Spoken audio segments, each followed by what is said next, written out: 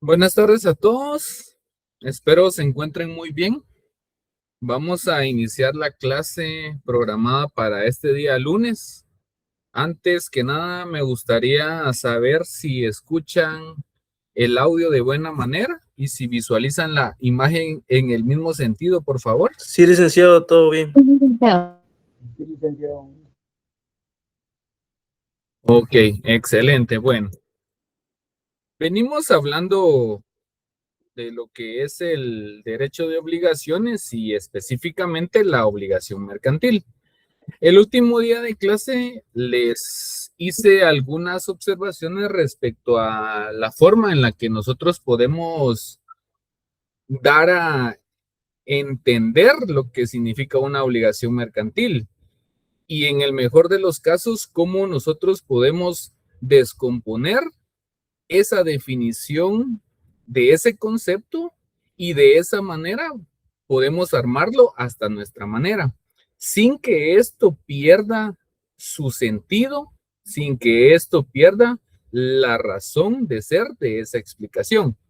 Entonces, para continuar con la misma dinámica que hemos venido manejando, porque ya hablamos y abordamos lo referente al comercio, al derecho mercantil, a la obligación mercantil, a los elementos constitutivos el, de las obligaciones mercantiles. Entonces, voy a hacerle algunas preguntas para quienes estén presentes. Ya saben que todo esto, pues, tiene una repercusión en sus notas, tienen una repercusión en el momento que ustedes me soliciten algún apoyo. Entonces, vamos con Delmi Gabriela González Huité. ¿Está presente?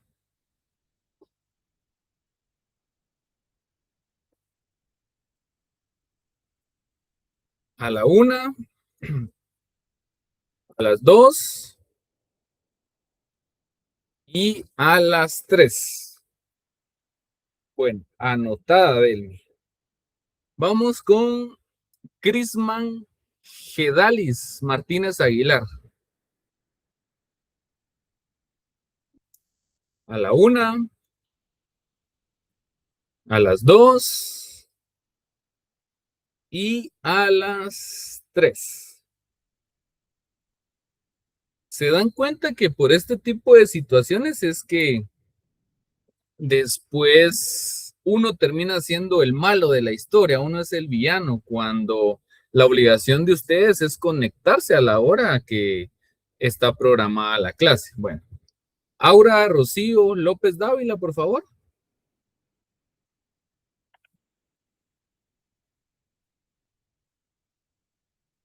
Aura tampoco. Bueno, a estas personas vamos a tener que empezarles a bajar puntos porque se supone que muchas veces eh, externan molestias porque los docentes no dan clases, porque el docente no enseña bien, porque el docente no los toma en cuenta y entonces a esta historia, ¿cómo le podemos llamar? Vamos con Enrique Chumac. Buenas tardes, licenciado. ¿Qué tal, Enrique? Buenas Por tardes. acá bien. Buenas tardes. Excelente, mire, ¿me podría usted dar la definición de lo que es una obligación mercantil? Una definición, mis propias palabras o a través de un de definición legal, pregunto. Uh-huh. La Eh, definición que yo les compartí en clase y si no la sabe dar de esa manera, a su forma, con todos sus elementos.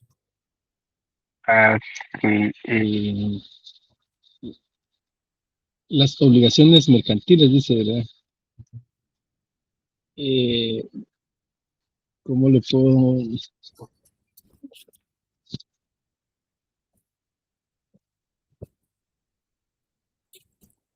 ¿No lo saben?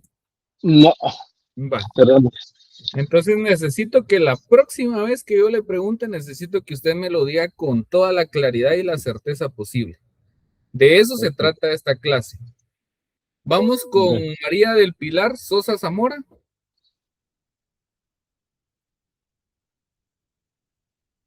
María del Pilar Sosa Zamora.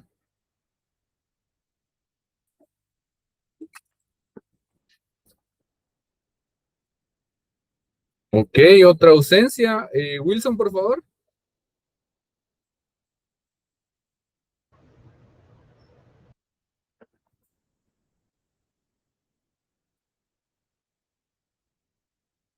Wilson, no lo escucho.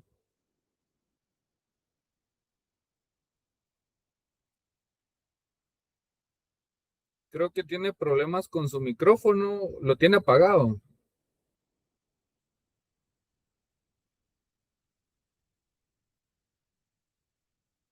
Wilson tiene apagado su micrófono.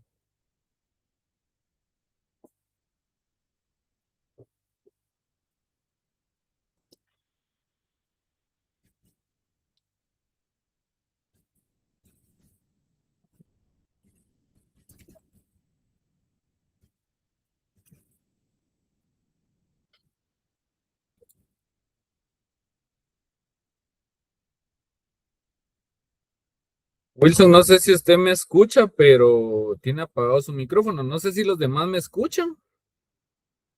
Selec. Sí, sí, se escucha bien. Sí, sí se escucha. Ok, excelente. Le agradezco su participación, Wilson, pero no puedo escuchar lo que usted me está exponiendo. No sé si tiene algún problema técnico con su computadora, pero aquí lo tengo anotado que usted participó, ¿oyó? Solo revise su equipo para establecer cuál es el problema que le está generando. Bueno, vamos con la última. Diana Alfaro,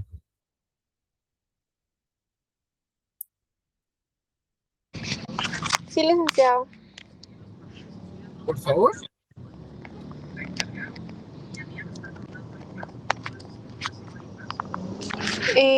Las obligaciones mercantiles son vínculos jurídicos derivados de la actividad comercial. Ujú. ¿Qué más? Em,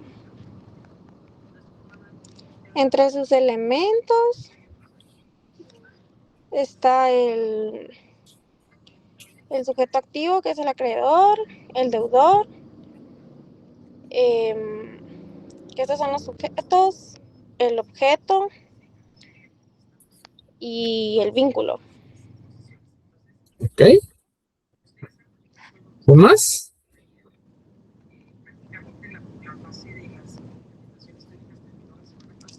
¿Perdón? Únicamente. Sí, el objeto puede ser de dar, de hacer, de no hacer. Y sí, solo eso tengo. Ok, excelente. Bueno, para los que están haciendo su esfuerzo por aprenderlo, por entenderlo, como les digo, yo no sé si en algún momento, por estas circunstancias de que no aparecen, y le voy a pedir favor a Israel que me tome nota de los que están presentes, por favor. ¿Me puede sacar un listado ahí de los que están presentes? Porque no es posible que en este momento a mí me aparecen 126 conectados. ¿Y dónde están los demás? Yo sé que hay situaciones que uno debe solventar a diario, pero el problema es que esas personas que no asisten son las que posteriormente generan un problema, generan situaciones un poco controversiales y las hacen a sabiendas de que ellos han incumplido con la parte que les corresponde. Bueno, pero no, ya no perdamos el tiempo con ellos. Vamos a continuar. Bueno, entonces, recordemos así a profundidad y de manera sencilla lo que hablamos de la obligación mercantil. La obligación mercantil dijimos que era un vínculo, era una conexión entre una parte y otra parte. Pero estas partes no tienen una denominación indeterminada, sino que una de ellas es el acreedor y la otra parte es el deudor. El vínculo que se genera entre estos dos personajes deriva de una prestación, y esta prestación va a constituirse en el objeto de esa prestación, en el objeto de esa relación. Esa relación significa que el deudor le va a dar algo al acreedor, le va a hacer algo o se va a abstener de hacer determinada acción. Eso es la prestación. Bueno, pero esta figura que yo les muestro, este escenario donde vemos a estos actores, vemos ese vínculo, vemos esta prestación, tiene un elemento adicional y que es un elemento súper importante.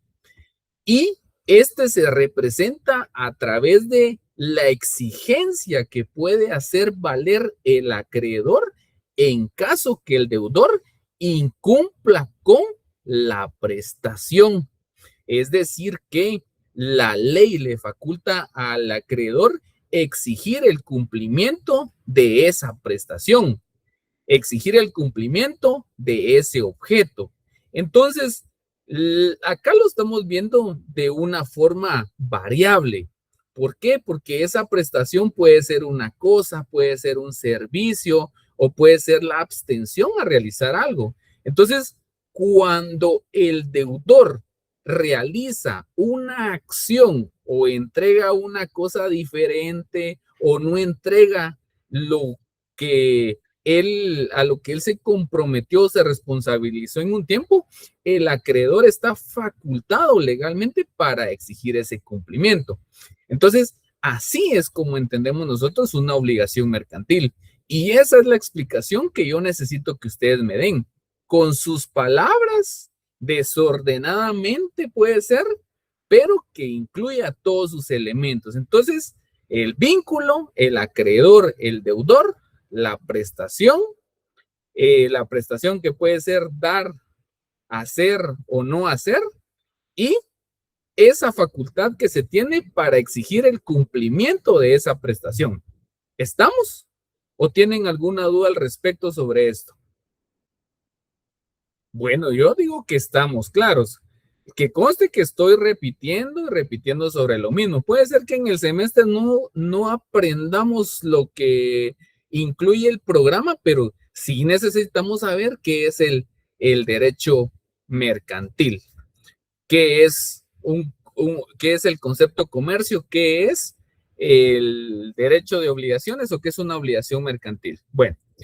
Cuando les explicaba esto, pues también les mencioné que habían ciertos elementos constitutivos para entender lo que significa una obligación mercantil. Y dentro de ellos mencionamos varios. Entonces le voy a pedir a Tarina, Pamela Ruiz Morales, que me indique cuáles son esos elementos constitutivos, por favor.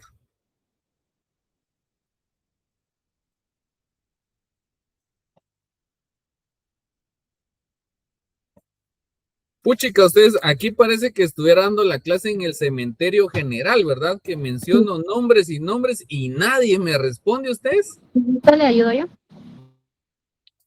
¿Verdad que sí? ¿O será que miento cuando hago esa afirmación? Link, ¿le puedo hacer yo? ¿El número yo? Vamos con Marilyn y después vamos con Wilson. Wilson ya tiene conexión, ¿verdad? Lo voy a dejar conectado, Link, porque se me cae, pero se me perfecto. queda callado. Vamos Marilyn primero y después Wilson. ¿Cuáles son esos elementos constitutivos? Son 5 elementos constitutivos. El primero es el vínculo jurídico entre las dos personas, o pueden ser más. También está el sujeto activo, que es el que da la capacidad y el consentimiento, ¿verdad? Para que éste pueda tener validez.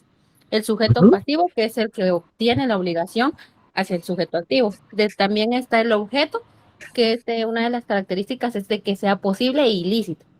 Y por último, la acción del acreedor contra el deudor. O sea, el deber y la obligación que tiene él de cumplir a cabalidad la obligación que él adquirió. Excelente, Marilyn. Bueno, Wilson, entonces para complementar, ¿basta con que una persona sea denominado acreedor y deudor o necesita otros elementos importantes para tener esa calidad reconocida por la ley? Estoy en clase, te amo un ratito.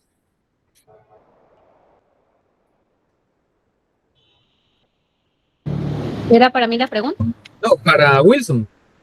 Ya. Muy bien, licenciado. Pues tendría que ser primero, tendría que haber una deuda que donde participen tanto deudor como un deudor, un sujeto pasivo y un activo, para que se haga esa relación entre deuda entre dos personas, ¿vale? Para que una tenga la parte de la obligación de dar y la otra de recibir. Ok, pero digamos, ¿será que Pedrito Juárez de 12 años puede ser acreedor? No, licenciado, porque no solo los adultos mayores de 18 años pueden ser sujetos a ciertos derechos y obligaciones. Tiene que tener capacidad y consentimiento. Exacto, pero la capacidad dijimos que vamos a observar lo que establece el artículo 8 del Código Civil. Y en nuestro apartado del Código de Comercio, en el artículo 6, establece quiénes tienen esa facultad para ser comerciantes. ¿Le pueden dar lectura, por favor? Al artículo 6 del Código de Comercio.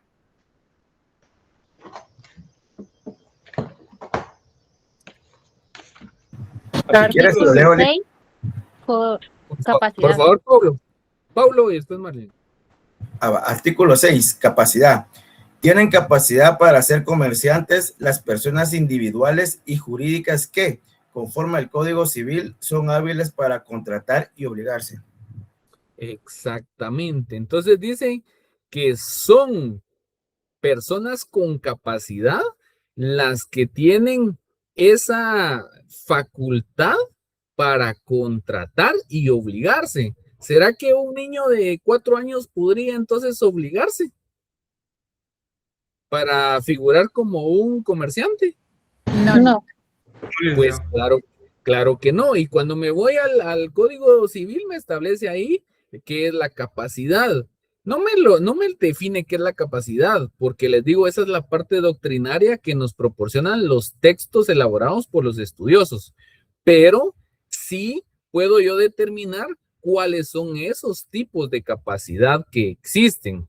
Y la capacidad que a mí me sirve dentro del código, dentro del ámbito mercantil, es esa capacidad para ejercer en nombre propio derechos y obligaciones. Entonces, nunca me vayan a decir ni vayan a comentar que un menor de edad puede ser comerciante.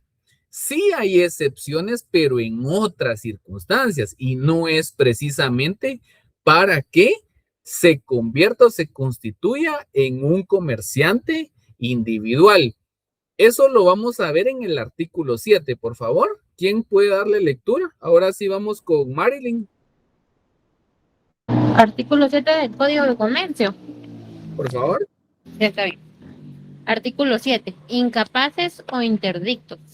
Cuando un incapaz adquiera por herencia o donación una empresa mercantil o cuando se declare en interdicción a un comerciante individual, el juez decidirá conforme de un experto si la negociación ha de continuar o liquidarse y en qué forma, a no ser que el causante hubiere dispuesto algo sobre ello, en cuyo caso se respetara la voluntad en cuanto no ofrezca grave inconveniente a juicio del juez. Excelente. Bueno, entonces les pregunto a todos, entonces, ¿un menor de edad puede ser comerciante? ¿Sí o no? No. No, licenciado. No. Entonces, un menor de edad, creo que Adrián Alfaro me preguntó eso. Entonces, un menor de edad no puede ser comerciante. Lo que sí puede es figurar dentro de una sociedad mercantil, pero va a figurar por alguna donación de una empresa, alguna donación de una acción dentro de una sociedad anónima.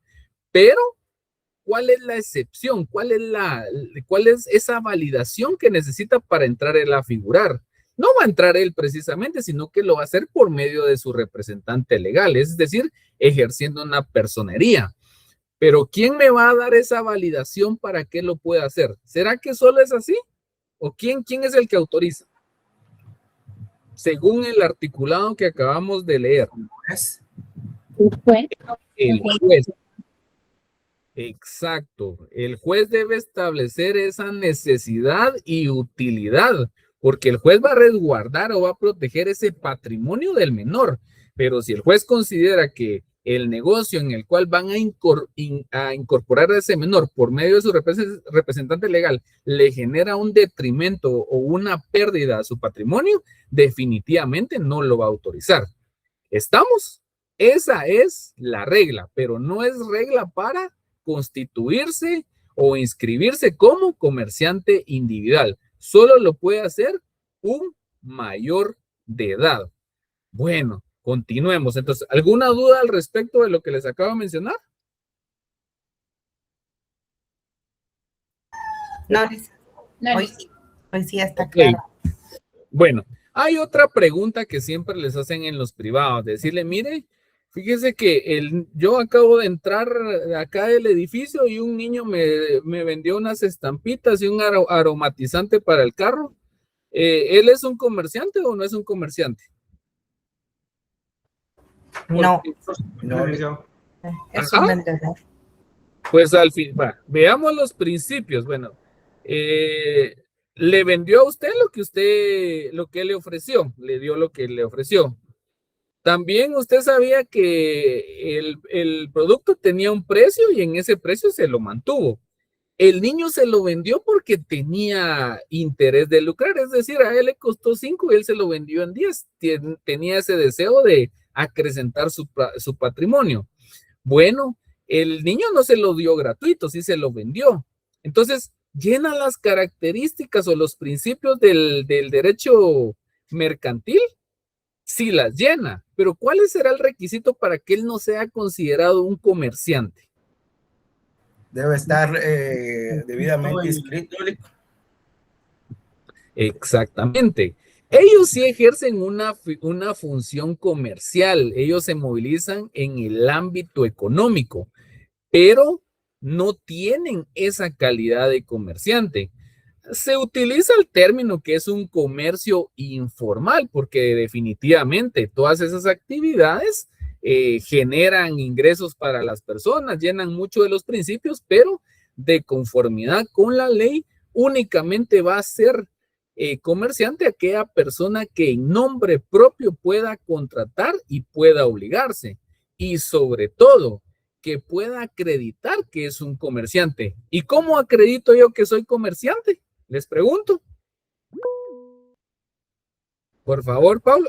Los demás, ustedes no con la están solo de cuerpo presente. Inscripción en el registro mercantil. Exactamente, porque si usted se tiene que inscribir en el registro mercantil, ahí le van a extender su patente de comerciante individual o de una empresa o sociedad anónima, ahí se lo van a extender.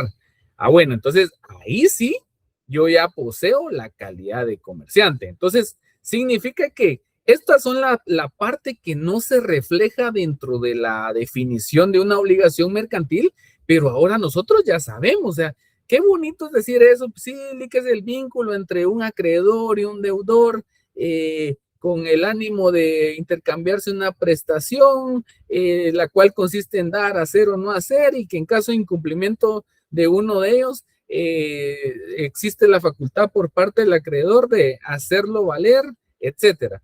Bueno, qué bonito es decirlo, pero estas son las explicaciones que yo necesito. Bueno, y el otro punto importante, como les he reiterado, de nada me sirve que yo esté inscrito, de nada me sirve que yo tenga 18 años de edad, si yo estoy realizando un negocio mercantil en contra de mi voluntad. Ese es un elemento importante.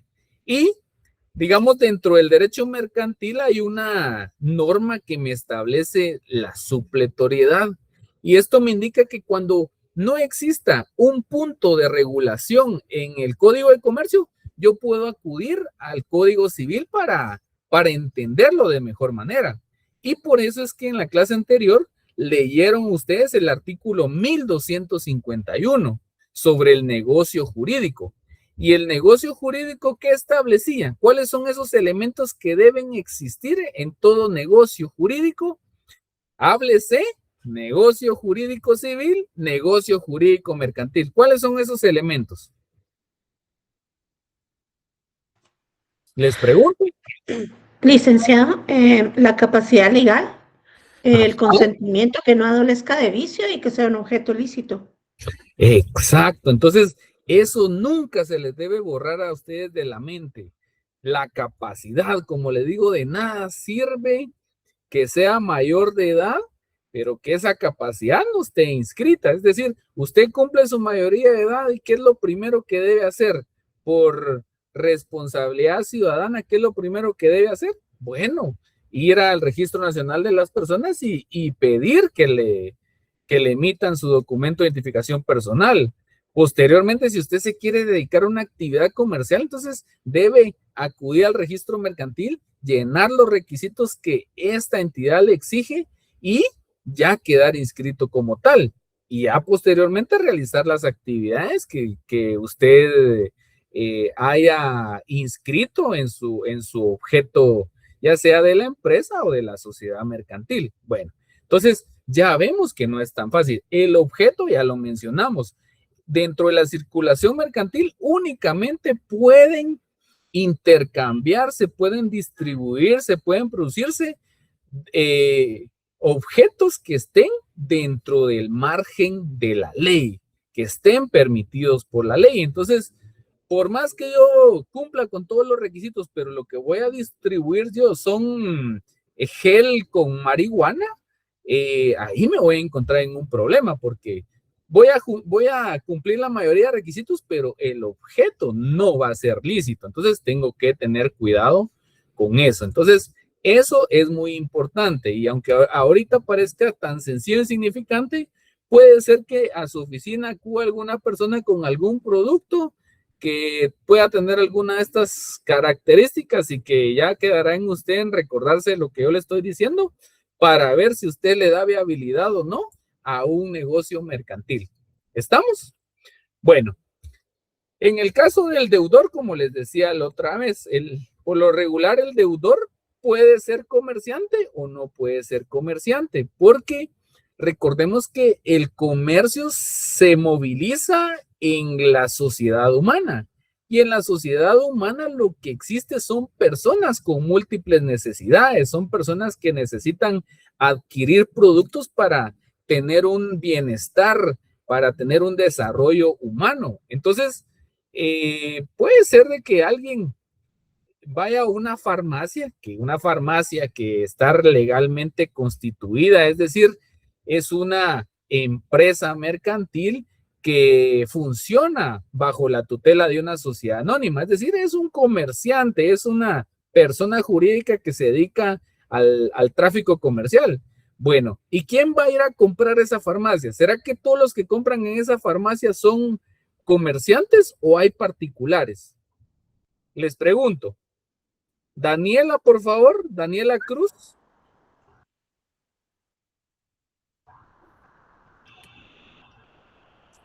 Daniela Cruz.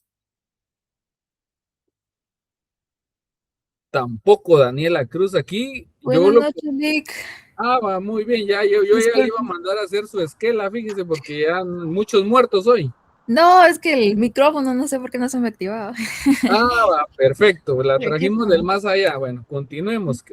¿Le escuchó el caso que mencioné? No, ¿será que me puede repetir? Disculpe, Nick. Ok. ¿Será que todas las personas que utilizan los productos de una farmacia legalmente constituida como comerciante mercantil comerciante o sociedad mercantil, perdón, ¿es comerciante o puede ser particular? Yo creo que también particular. Ajá. ¿Por qué lo cree? Porque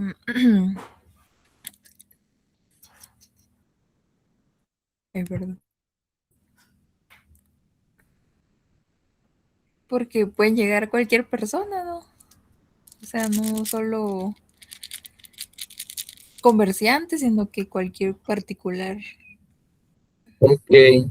Si ustedes estuvieran examinando un privado, ya como abogados, y Daniela les contesta estos, ¿qué les parecería su respuesta?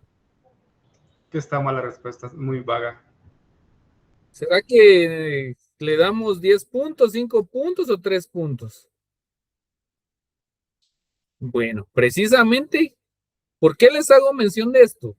Para que ustedes tengan entendido que cuando vayan a responder lo hagan con propiedad, lo hagan con seguridad. Entonces, puede ser que ella se haya equivocado, no, pero mucha incertidumbre en lo que contesta, no está poniendo atención en lo que estoy explicando. Entonces, ahí se genera un problema. Entonces, ¿por qué decimos entonces que en una obligación mercantil puede haber un comerciante y una persona que no sea comerciante? Porque la misma ley me lo faculta en el artículo número 5. Por favor, Dafne Abigail, ¿puede leer el artículo 5 del Código de Comercio, por favor? Sí, permítame, lo voy a buscar.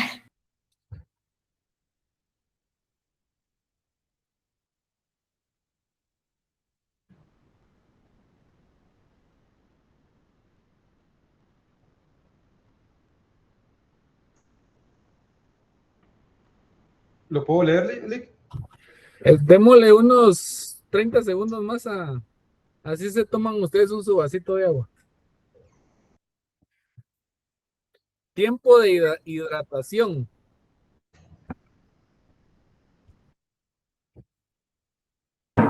Perdón. Aquí está. Deme, por favor.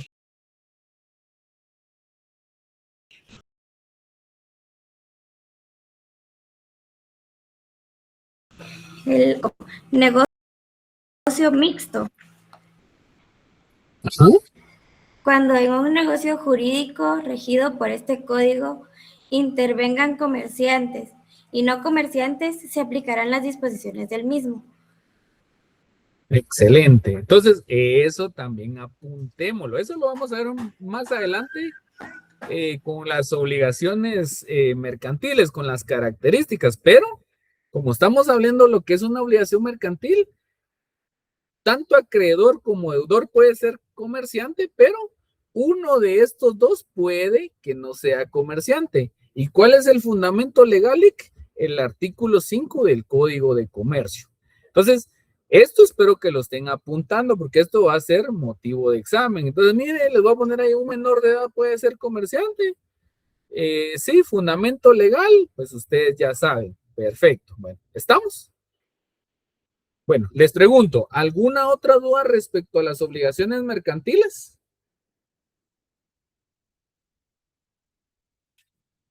¿O estamos clarísimos con eso? Estamos claros, Lick. Ok, perfecto. Nos recordamos también que estábamos hablando acerca de los elementos constitutivos. Ahí se recuerdan que los elementos constitutivos, si bien es cierto, son parte de la definición, si yo les pregunto cuáles son los elementos constitutivos, ustedes me tienen que indicar cuáles son esos elementos constitutivos. O en su caso, si les digo, miren ¿qué establece el artículo 1251 del Código Civil? Bueno, ustedes ya saben, capacidad legal, consentimiento que no adolezca de vicio, objeto lícito. ¿Estamos? Bueno, ya tenemos ese marco legal. Bueno, bajo ese parámetro, entonces ahora ya podemos hablar de las obligaciones mercantiles. Entonces, ya sabemos que las obligaciones mercantiles, entonces tenemos nosotros en nuestra pantalla, ¿va? Siempre esos dos personajes que ahorita los denominamos acreedor y deudor. Más adelante, por el tipo de contrato que sea, pues pueden tener una variación en su nombre. Pero de momento, acreedor y deudor, el vínculo, la prestación, la facultad de exigir el cumplimiento por parte del acreedor. Entonces estamos re bien con eso. Bueno, ahora ya nos corresponde entrar más a profundidad en lo que es estas obligaciones mercantiles. ¿Cuáles son esos elementos que le dan vida? Algunos de estos ya los vimos. Ya cuando les expliqué el derecho mercantil, les expliqué que habían principios del derecho mercantil, que eso también es motivo de examen. ¿Cuáles son los principios del derecho mercantil? Eso los tienen que conocer ustedes. Son 5. ¿Alguien de ustedes se recuerda cuáles son esos principios? Daisy Rosales, por favor. ¿Cuáles son esos principios del derecho mercantil?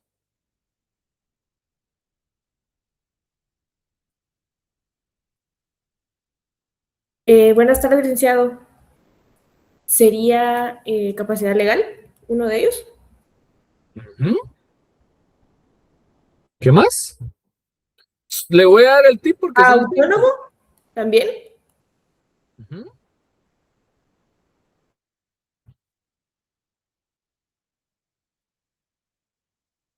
Ok. Bueno, Denis Eduardo, por favor, ¿me puede indicar cuáles son los 5 para que le explique a Daisy?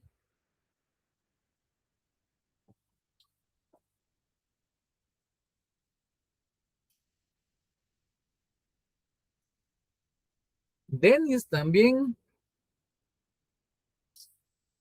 es alguien que brilla por su ausencia, ustedes. De verdad que qué lamentable. Qué lamentable este tipo de modalidad. Licenciado. Sí, primero Marlene y después Dulce. Ok. Estaba la buena fe guardada, la verdad sabida, la intención de lucro, la onerosidad y la última no la recuerdo. Ok, ahora sí, compleméntela, por favor, la otra compañerita, porfa, que iba a intervenir. Dulce. Sí, buenas noches. La última sería, ante la duda, deben favorecerse las soluciones que hagan más segura la circulación. Excelente, bueno, perfecto. Bueno, pues ahí estamos excelente, pero yo necesito que todos sepan esto. A mí nada me sirve que estén conectados. La verdad es que no sirve, de nada sirve tener un público donde hayan 180, 200, 300, si realmente no están conectados. Yo cumplo con mis obligaciones como profesional, como docente, de enseñarles lo que sé del derecho mercantil. Ustedes deberían cumplir con estar ahí, con estar atentos.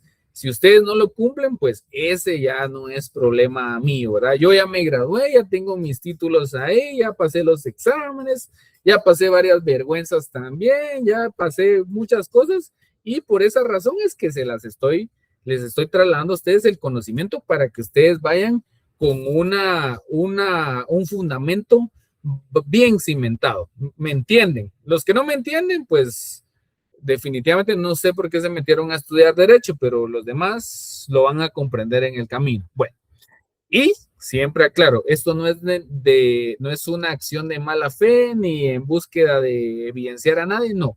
Es para que ustedes se vayan fomentando la oralidad y sobre todo que vayan estudiando. Bueno, entonces, dentro de lo que mencionaba Marlene y Dulce, pues tenemos 5 principios, digamos que son los aceptados por la mayoría de científicos del derecho mercantil.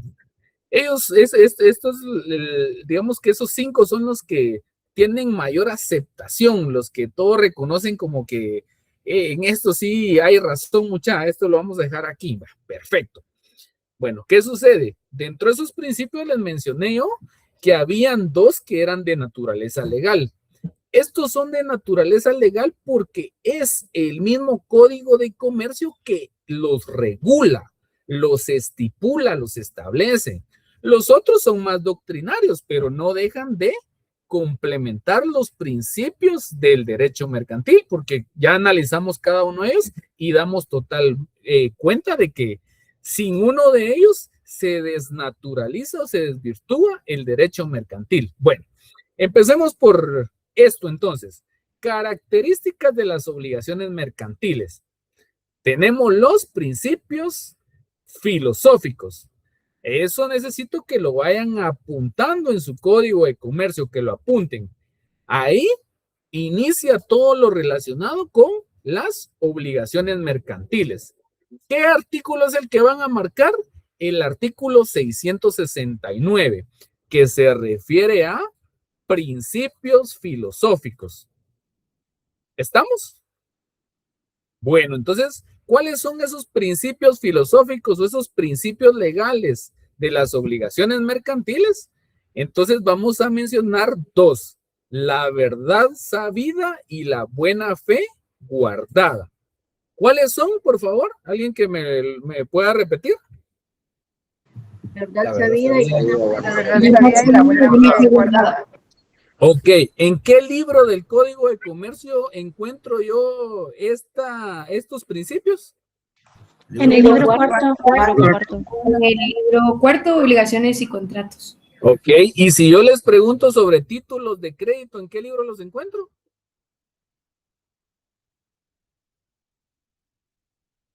Ajá.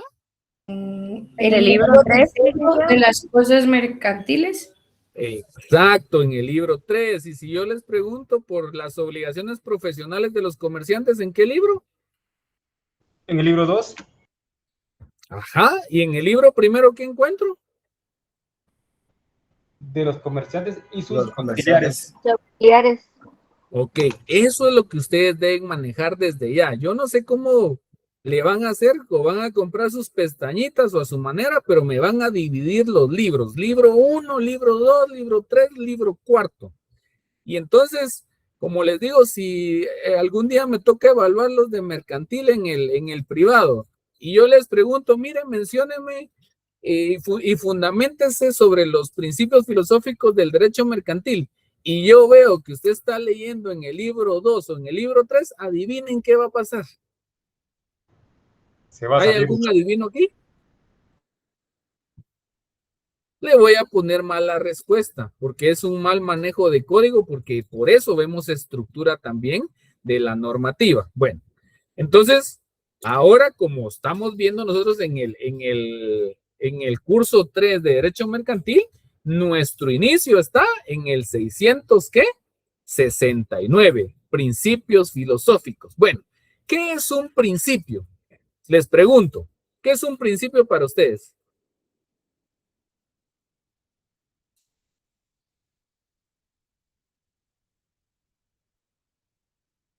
Recuérdense que ustedes viven viven criticando a la gente, diciendo, es que esas personas no tienen principios, que miren cómo han cambiado la sociedad, no tiene principios, que ese es corrupto, no tiene principios, ese es ladrón, no tiene principios, ese no quiere a su mamá, no tiene principios. Entonces, ¿qué es un principio? Es una palabra tan común como el buenos días. Entonces, ¿qué es un principio para ustedes? Son ideas fundamentales que guían el pensamiento humano, la conducta, y sirven como base para fundamentar ciencia y leyes, licenciado. Ajá. ¿Quién más?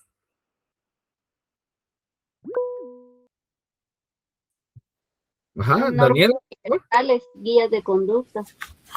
¿Es un comienzo de algo? Ajá, muy bien. Ajá. Estuardo, por favor. Es un valor fundamental y que normalmente lo tomamos en cuenta para tomar cualquier decisión o irnos por una ruta.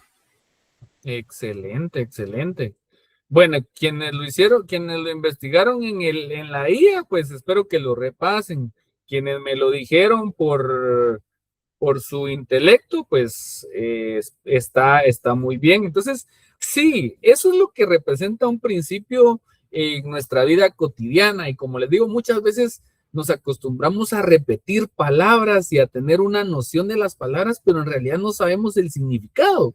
Entonces, sí debemos conocer qué es un principio. Entonces, cuando nosotros en el derecho mercantil, o en el derecho más bien dicho, vemos o abordamos lo que son los principios, nos referimos a bases, nos referimos a cimientos, nos reducimos a actividades rectoras. Esos son pilares, esos son los principios en el derecho. Es decir, que estos elementos que vamos a mencionar son los que sostienen cada rama del derecho. Y como lo estamos viendo dentro del ámbito jurídico, lo vemos de esa manera. Pero en la vida personal también dice uno, bueno, esta persona es muy responsable, o sea, le enseñaron en su casa el principio de responsabilidad, significa que ese es un fundamento, un pilar, una directriz en su vida. Entonces, acá en el derecho mercantil, los principios filosóficos que tenemos son la verdad sabida y la buena fe guardada. Bueno, y ustedes se preguntarán, mire, Lick, pero ¿por qué no solo dice principios, sino que dice filosóficos? ¿Se recuerdan ustedes qué significa la palabra filosofía? ¿Se recuerda que eso ya lo vieron en el noveno semestre, en el segundo y el noveno semestre? Filosofía y filosofía del derecho. ¿Qué significa? Daniela, por favor. Yo me creo que es sabiduría. Ajá. Amor a la sabiduría. Ok, va. Entonces, eso es lo que significa filosofía. Entonces, la filosofía representa aquel ánimo que se tiene siempre de conocer, de entender el entorno, de conocer la realidad, de conocer los fenómenos, en este caso, de conocer el derecho mercantil. Entonces, este es un complemento.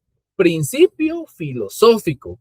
Significa que este principio va a aplicarse a todas las relaciones que se den dentro de los negocios y contratos mercantiles. Y van a ser filosóficos porque van a tener esa obligación de observancia, esa obligación de actuar con transparencia, con la verdad, y siendo estos los pilares fundamentales.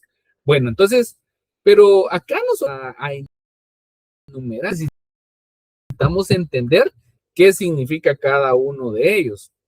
Entonces, vamos a ver lo siguiente. Bueno, verdad sabida. ¿Qué significa la verdad sabida para usted? El término verdad, cuando usted le dice, miren, esta es la verdad, o le vamos a hablar con verdad, usted sabe que eso es la certeza de lo que le están diciendo, lo que le están mencionando, de lo que le están exponiendo.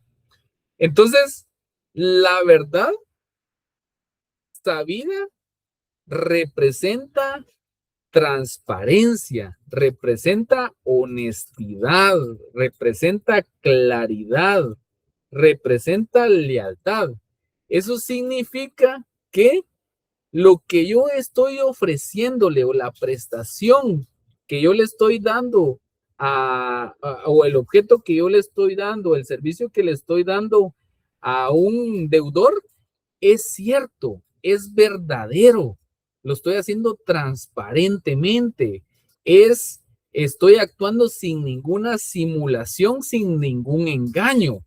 Eso significa la verdad sabida, es decir, yo sé lo que me está dando, yo sé que lo que él me indicó con sus palabras, lo que me ofreció, eso es lo que me está dando, o sea, está actuándose tanto el acreedor como el deudor en un ámbito de verdad. Es decir, si yo le digo, ¿sabe qué, Elder? Yo le voy a dar esta computadora es de las mejores, es de última generación, tiene un Core i9, es la última tecnología, tiene una tarjeta de memoria de 1 tera, es para videojuegos, etcétera. La persona puede ser que no sepa de esos términos, pero yo como comerciante o como acreedor o como vendedor estoy diciendo, eso es lo que le estoy diciendo, es la verdad. Y usted compra ese producto o lo adquiere o lo obtiene sabiendo que la persona le está diciendo la verdad, que está actuando con transparencia y le está otorgando lo que le ofreció. Esa es la verdad sabida, es conocer entonces con especificidad, con honestidad o con transparencia el objeto de la prestación. Esa es la verdad sabida. Ahora les pregunto, ¿será que la verdad sabida se aplica en un contrato, en un negocio, en algunos o en todos se debe aplicar? Se debe aplicar en todos. Tiene que ser en todos para que sea lícito.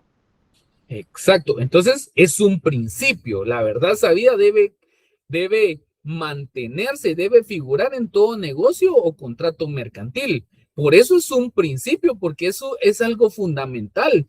No puede faltar esa verdad sabida. Alguien vendrá y me dirá, mire, Lick, eso que usted dice, usted lo está viendo desde una perspectiva utópica, donde todo es genial, donde todo es fantástico. Sí, es cierto, pero esto es lo que nos determina y lo que nos manda la ley. Que sucedan en la vida real otro tipo de situaciones o que hayan personas que actúen pues sin reproches y que actúen de una forma inescrupulosa es otra cosa, pero lo que nos establece la ley es esto. Bueno, entonces, esa es la verdad sabida. Bueno, ahora, ¿qué sucede? Mire, Lick, ya entendí, la verdad sabida, está bastante interesante. Bueno, ahora veamos qué es la buena fe guardada. La buena fe guardada significa que las dos partes, el acreedor, el deudor, el comprador o el vendedor, conocen con exactitud cuáles son sus deberes, cuáles son sus derechos y cuáles son sus obligaciones. Entonces, una complementa a la otra. Entonces, yo ya sé que esa computadora que me dieron tiene cierta capacidad, tiene esto, tiene lo otro. Bueno, ahora, ¿cuáles son mis deberes y cuáles son mis obligaciones? Una obligación podría ser, bueno, ya sé que me va a dar esta computadora, entonces yo tengo que pagar por esta computadora y tengo que pagar determinado precio porque es de acuerdo a las capacidades que tiene. Pero como es una, digamos, una buena fe guardada, entonces yo debo saber, digamos, cuáles son los efectos que me va a implicar esa buena fe guardada. Es decir, yo ya sé que a mí me corresponde pagar por esa computadora, ya sé también que debo cuidar esa computadora, porque si yo la daño, pues el acreedor no me la va a cambiar. ¿Eso qué significa? Que yo conozco el alcance de esa negociación, yo conozco qué es lo que implica esa negociación. Puede ser que el vendedor también me haya dicho, el acreedor me haya dicho, fíjese que la computadora se la estoy dando con esas características, pero la computadora no va a funcionar hasta que usted no compre un paquete de Office. Hasta ese momento va a funcionar. Ah, bueno, entonces eso ya se convierte en una buena fe guardada. Es decir, acá yo ya conozco, digamos, los alcances, ya conozco cuál va a ser el punto, ¿verdad? Entonces, de efectos y de consecuencias, es decir, los deberes y los derechos que trae consigo este principio. ¿Estamos? Entonces les pregunto, ¿está clara esa definición? ¿Está claro lo que significa la verdad sabida y la buena fe guardada?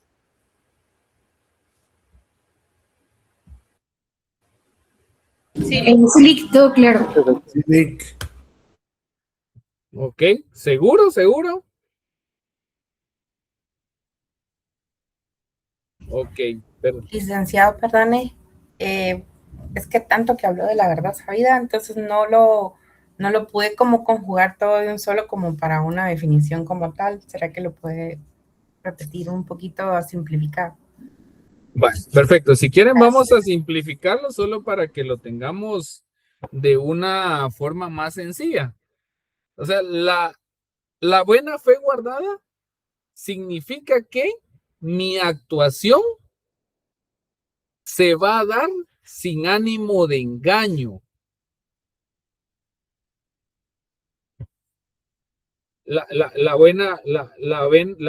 ¿cómo se llama? La buena fe guardada, sin ánimo de engaño, transparente, sin simulación. Esa es la buena fe guardada. Es decir, yo lo voy a dar en buena fe, yo lo voy a entregar tal y como yo lo ofrecí. ¿Estamos? Y la verdad sabida es que yo conozco el alcance y los efectos legales y jurídicos de una negociación. Así, a eso reduzcamos. Buena fe guardada, actuar sin engaño, actuar con transparencia, actuar con honestidad. Y verdad sabida significa que tanto el acreedor como el deudor conocen el alcance de la negociación, es decir, conocen los efectos legales de esa negociación, conocen las consecuencias, conocen los derechos y obligaciones. ¿Estamos? Hoy sí, licenciado, gracias. Les pregunto a los demás, ¿eso quedó claro? Sí, licenciado, gracias. Ya ven que no solo es repetir, todos dicen cuál es del derecho, ¿cómo se llama esto? Obligacional. O las obligaciones mercantiles. Ah, la verdad sabida y la buena fe guardada. Bueno, fantástico, qué bueno que se lo sabe. ¿Y qué es la verdad sabida? Bueno, ahora le pregunto. Eileen Cardona, ¿qué es la verdad sabida?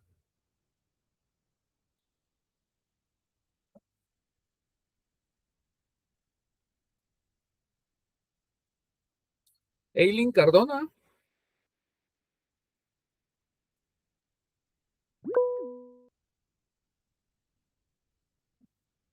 ¿Qué es la verdad sabida, Eileen Cardona?